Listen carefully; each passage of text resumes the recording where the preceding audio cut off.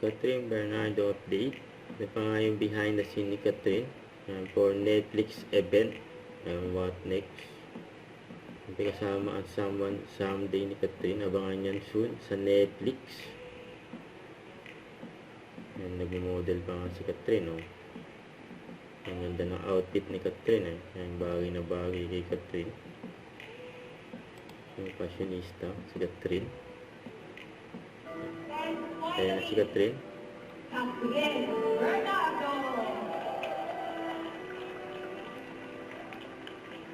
Tinawag na si Catherine papuntang stage. Nakahabang na agad yan si James Reid. Para alalayan, paakit na yung stage si Catherine.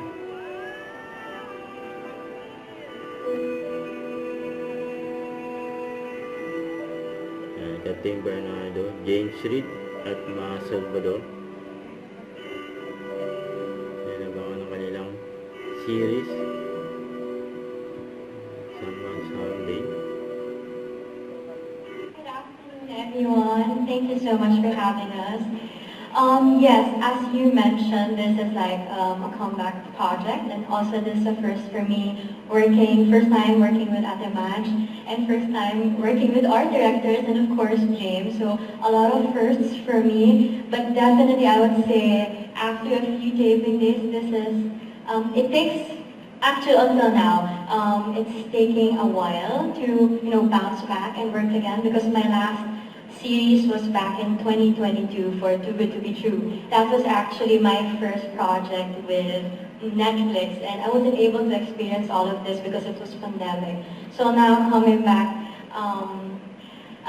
to do a TV series, it's a bit different, diba? When a movie it's different, and then series it's different also. So a bit of warming up. Until now, I'm still warming up. I'm still getting to know the character day by day. And Yeah.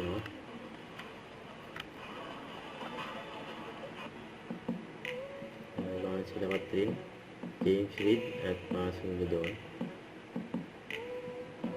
Directed by Chad Vidanes. May pa si Catherine at si Rica Peralejo. At Ma sa tita Marilyn. At si Mami Min sa salon. Don't forget to subscribe, click the notification bell for my update. This is Richard the Action Vlog. Stay tuned for more videos. See ya.